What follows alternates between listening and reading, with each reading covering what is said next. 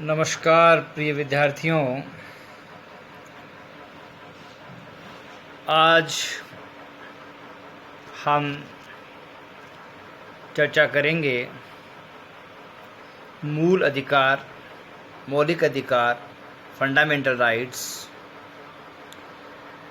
जैसा कि आप सब जानते हैं कि ये भारतीय प्रशासन और भारतीय संविधान दोनों के लिए महत्वपूर्ण विषय है। प्रशासन के लिए इसलिए महत्वपूर्ण विषय है कि जिन मौलिक अधिकारों को व्यक्ति उपयोग, उपभोग और दावा करता है, उसको प्रशासन किस प्रकार से संरक्षण देता है, किस प्रकार से उनका लागू करता है उनको। साथ ही संविधान के लिए इसलिए महत्वपूर्ण है क्योंकि संविधान का हिस्सा है, और साथ ही संविधान का हिस्सा होने के साथ में मानव की जो गरिमा है, जैसे कि हमारी संविधान की प्रस्तावना में कहा गया था कि ये व्यक्ति की बंधुता बढ़ाने वाला, व्यक्ति की गरिमा उसमें उत्पन्न करने वाला। तो ऐसी परिस्थितियाँ, जब ऐसी बात कही गई है तो स्वाभाविक रूप से बात आती है कि मानवीय गरिमा की किस प्रकार से रक्षा की जाएगी और किस प्रकार से वो अधिक व्यक्ति जो है उनका उपयोग कर पाएगा या वो सम्मानजनक जीवन जी पाएगा। उसके लिए ऐसे प्रावधान, ऐसे उपाय, ऐसे उपबंध संविधान में होने चाहिए जो व्यक्ति को न केवल उसके मानवीय गरिमा की, मानवीय जीवन की उत्कृष्टता की गारंटी देते हों, और इन गारंटी देने वाले उपबंधों का नाम ही मूल अधिकार है। मूल अधिकार, फंडामेंटल राइट्स, मौलिक अधिकार, ये यकायक जन्म नहीं लिए हैं, बल्कि अगर हम इसके इतिहास की तरफ देखें तो हम ये देख सकते हैं कि 1215 में जो मैग्ना कार्टा जिसको कहते हैं, वो अधिकारों की शुरुआत थी इंग्लैंड में राजा जॉन द्वितीय के द्वारा। इस बात को मानना कि अगर जनता के लिए कुछ किया जाना है और जनता के अधिकारों का या जनता के उस पर किया जाना है तो जनता की सहमति आवश्यक है। यही बात मैग्ना कार्टा में है कि इंग्लैंड के राजा ने यह माना कि अगर जनता के संबंध में कोई निर्णय लेना है तो जनता की सहमति आवश्यक है। ये मैग्ना कार्टा कहलाता है। 1689 में वहाँ पर अधिकार पत्र या बिल ऑफ राइट्स का जन्म हुआ, और राजा ने या निरंकुश राजतंत्र ने अपने अधिकारों का त्याग किया और जनता द्वारा निर्वाचित जो संसद थी उसके अधिकारों को मान्यता दी। इसी प्रकार से 1789 में फ्रांसीसी क्रांति हुई, और फ्रांसीसी क्रांति की 3 मूल वाक्य या ध्येय थे: स्वतंत्रता, समानता और भ्रातृत्वता, लिबर्टी, इक्वलिटी एंड फ्रेटर्निटी। ये जो 3 जो प्रमुख ध्येय थे जिनको लेकर के फ्रांस में राज्य क्रांति हुई, और उसके बाद में राज्य क्रांति में जब सब लोग मिल बैठे और वहाँ पर संविधान निर्माण की बात चल रही थी, तो उसमें declaration of rights of human या man, the declaration of the rights of man या मानवीय अधिकारों की घोषणा उसमें शामिल की गई। तत्पश्चात इसका प्रभाव, जो फ्रांस की राज्य क्रांति थी, इसका प्रभाव अमेरिका भी पड़ा, और अमेरिका भी नवस्वतंत्र देश था, और वहाँ 1791 में अमेरिकन संविधान में पहले 10 संशोधन हुए, और जो पहले 10 संशोधन हुए उसमें मूल अधिकार या मौलिक अधिकारों को शामिल किया गया। फर्स्ट वर्ल्ड वार के बाद में जर्मनी में बीमर संविधान बनाया गया, उसमें मूल अधिकारों की बात की गई। आयरलैंड का संविधान बना, उसमें मूल अधिकारों की बात की गई। फिर उसके बाद में द्वितीय विश्व युद्ध के बाद में अनेक देश जो यूरोपीय उपनिवेश से आज़ाद हुए, वहाँ पर नया संविधान बना, उन्होंने अपने अपने अनुसार मूल अधिकारों का या मौलिक अधिकार का समावेश किया। इसको और अधिक महत्व देते हुए 10 दिसंबर 1948 को यूएनओ द्वारा universal declaration of human rights या मानवीय अधिकारों की सार्वलौकिक घोषणा की गई और उसमें उन अधिकारों का समावेश किया गया जो मानवीय जीवन को गरिमा प्रदान करते हैं। तो इस प्रकार से हम देखें कि मूल अधिकार जो हैं उनका अपना एक इतिहास है और उन इतिहास के कारण से ही ये जो मूल अधिकार या जो मौलिक अधिकार हैं उनका जितने भी नए संविधान बने हैं, जो 20वीं शताब्दी में बने हैं या 21वीं शताब्दी में बन रहे हैं या 19वीं शताब्दी में जो बने हैं, उन संविधानों में इसका समावेश किया गया है। अब आती है कि हम मूल अधिकारों की आवश्यकता क्यों महसूस करते हैं, क्या आवश्यकता है मूल अधिकारों की। तो सबसे पहली बात यह है कि वर्तमान जो काल है या जो समय है वो लोकतंत्र काल है और डेमोक्रेसी का चारों परचम है। सभी जगह पर डेमोक्रेसी का ये किया जा रहा है कि डेमोक्रेसी को अपनाया जा रहा है या डेमोक्रेटिक शासन विधियाँ व्यवस्थाएं लागू की जा रही हैं। तो ऐसी स्थिति में डेमोक्रेसी या लोकतांत्रिक में जो स्वरूप है, लोकतांत्रिक स्वरूप जो है वो व्यक्ति को सर्वाधिक विकास, उसको अपने जीवन को उच्च स्तर पर ले जाने की संभावनाओं को बलवित करने वाला है।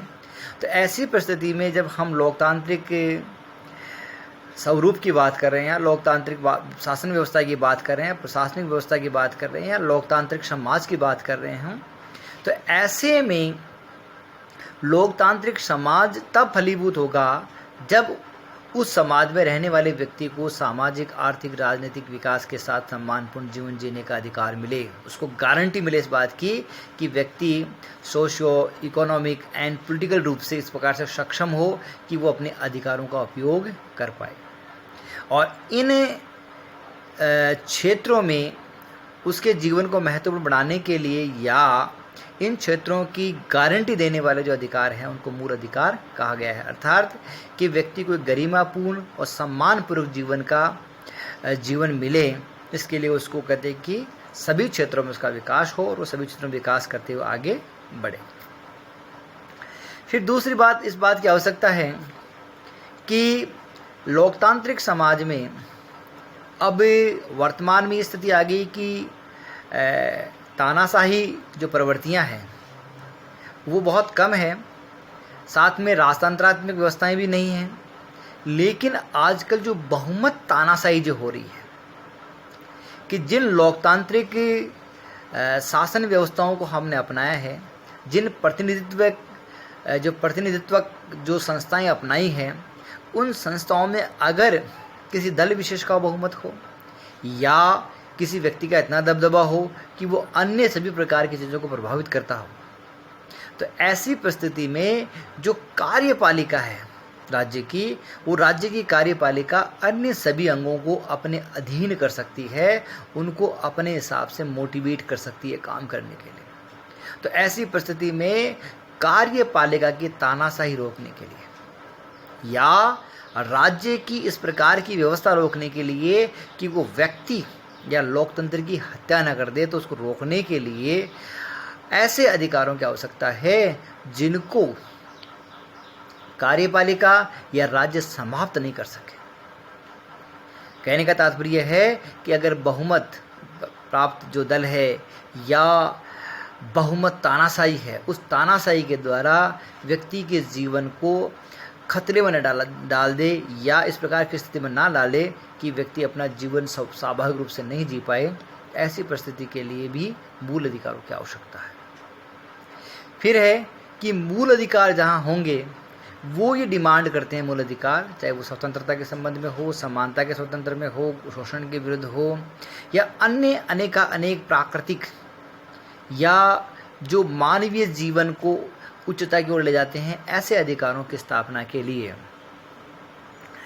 ये आवश्यक है कि इन अधिकारों का उपयोग या इन अधिकारों का विकास तभी संभव है जब कानून या विधि का शासन, तो विधि के शासन स्थापना के लिए भी आवश्यक है कि व्यक्ति उस राज्य की जो उसके कल्याण के लिए बनाया गया है उसको रोक सके, उसकी कहते हैं कि स्वेच्छाचारिता पर उसका स्वेच्छाचारिता का अंत कर सके, या उसकी स्वेच्छाचारिता पर वो अपने वो लगा सके, लगाम लगा सके, या राज्य की अपरिसीमित जो शक्तियाँ हैं उनको सीमित किया जा सके, या वो इस प्रकार की कार्य व्यवहार करे कि व्यक्ति जो है वो स्वाभाविक रूप से अपना जीवन जी पाए। तो इस प्रकार से इसलिए हमें आवश्यकता है कि व्यक्ति को ऐसे अधिकार दिए जाने चाहिए जो राज्य चाह करके भी, जो कार्यपालिका चाह कर भी उनको समाप्त नहीं कर सके, उनको ख़त्म नहीं कर सके, और ऐसे अधिकारों को मूल अधिकार या मौलिक अधिकार कहते हैं। अब हम बात करते हैं कि साहब मूल अधिकार या मौलिक अधिकारों का क्या तात्पर्य है। तो मूल अधिकार और मौलिक अधिकारों का तात्पर्य है कि वो अधिकार, क्योंकि हम सामाजिक समझौते की बात करते हैं, हम लोकतांत्रिक शासन की बात करते हैं, हम वर्तमान जो दौर है उसमें विकास की बात करते हैं, या लोक कल्याणकारी राज्य की बात करते हैं, ये जितने भी जो नई चीज़ें हम कही गई है, बातें कही गई है, ये राज्य द्वारा, या अरस्तु ये कहता है कि राज्य जो है व्यक्ति के जीवन के लिए अस्तित्व आया हो और अच्छे जीवन के लिए उसका अस्तित्व बना हुआ है। तो हम ये सब जो बातें कर रहे हैं, ये सब जो कह रहे हैं, वो इसलिए कह रहे हैं कि हम व्यक्ति के जीवन को अच्छा बनाना चाहते हैं या उसको बेहतर बनाने का प्रयास किया जा रहा है। कहने का तात्पर्य है कि हम व्यक्ति को ऐसी सुविधाएं, ऐसी व्यवस्थाएं या ऐसे अधिकार देना चाह रहे हैं जो उसको अच्छे जीवन के लिए आवश्यक है, परम आवश्यक है। तो मूल अधिकार भी यही है कि वो अधिकार हैं जिनके बिना जीवन संभव नहीं है। एक मनुष्य और पशु में जो अंतर है वो यही है कि मनुष्य हमेशा चेतनापूर्ण और सम्मानपूर्वक जीवन जीना चाहता है। पशु केवल अपनी शारीरिक भूख और गति की वासनाओं के लिए जीवन जीना चाहता है। तो हम अगर व्यक्ति में उसको सम्मानपूर्वक जीवन जीने का अधिकार नहीं देंगे तो हमारे जितना भी अब तक का जो विकास है, जो संस्कृति का विकास है, या हम जिस बात की थाती मानते हैं कि साहब हमने इतना विकास कर लिया, वो सब अपने आप में शून्य हो जाता है। तो इसका मतलब ये है कि हम अगर व्यक्ति को वास्तव में जीवन जीना चाहते हैं, जिस सामाजिक जीवन की हम बात करना चाहते हैं, जिस उत्कृष्टता की हम बात करना चाहते हैं, या जिस ऐसे जीवन की कल्पना करना चाहते हैं कि व्यक्ति उसको प्राप्त करने की लालसा रखे, अभिलाषा रखे, तो ऐसे जीवन के लिए जो अधिकार हैं उन अधिकारों को मूल अधिकार कहा जाता है। अर्थात कि अगर हमने वो मूल अधिकार नहीं दिया तो जिस जीवन की कल्पना को लेकर राज्य और समाज बना है वो व्यक्ति प्राप्त नहीं कर पाएगा। अर्थात मूल अधिकार वो है जिनके बिना जीवन जिसकी हमने कल्पना की है वो संभव नहीं होगा। फिर दूसरा मूल अधिकारों का तात्पर्य ये भी है, इनको मौलिक अधिकार कहते हैं, फंडामेंटल अधिकार कहते हैं। और जैसे अमेरिकन जो संविधान है उसमें कहा गया है कि जो प्राकृतिक जो अधिकार है, जो मनुष्य को प्रकृति प्रदत्त है, वो मौलिक अधिकारों की संकल्पना में आते हैं। लेकिन हमारे यहाँ पर जो अधिकार हम बात करेंगे और इस संबंध में आगे कि जो संविधान में इसको स्थान दिया गया है, तो संविधान में हमने कुछ विशेष अधिकारों को या विशेष स्वतंत्रताओं को हमने एक स्थान दे दिया है और कहा कि ये जो संविधान में स्थान पाने के बाद में अपने आप में क्या हो गए, सर्वोपरि हो गए हैं। ये राज्य द्वारा विशेष परिस्थितियों में इसको संशोधन किया जा सकता है, इसको हटाया जा सकता है, मिटाया जा सकता है, वरना राज्य या कार्यपालिका द्वारा पारित विधि से ऊपर है, अनुलग्नीय है, आप इनको समाप्त नहीं कर सकते। तो मूल अधिकारों का मतलब यह है कि वो अधिकार जो संविधान में लिखे हुए हैं, जिनको राज्य स्वाभाविक रूप से समाप्त नहीं कर सकता, विशेष परिस्थितियों में उनमें संशोधन कर सकता है या उनको हटा सकता है, वो अब अनुलग्नीय हैं, वो किसी द्वारा अपास्त नहीं किए जा सकते। तो ऐसी परिस्थिति में जो संविधान में वर्णित जो मूल अधिकार है, जो अधिकार दिए गए हैं, उनको मौलिक अधिकार या मूल अधिकार कहा जाता है। दूसरा फिर ये कहा गया कि साहब ये जो मूल अधिकार है वो राज्य से पारित जो विधि है उससे ऊपर है। अर्थात राज्य की जो सत्ता या जो विधि बनाने का अधिकार संविधान से मिलता है और जो चीज़ संविधान में वर्णित है वो राज्य की कार्यपालिका या विधायिका से बने हुए उनसे ज़्यादा ऊपर है। तो इस प्रकार से राज्य द्वारा पारित देश से ऊपर माने जाते हैं। चौथी बात ये कहेगी कि ये जस्टिसाइबल है।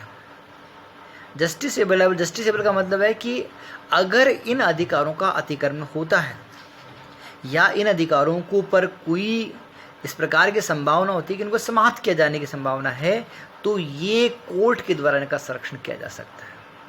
उनके लिए न्याय प्राप्त है, ये न्याय योग्य हैं, ये वाद योग्य हैं।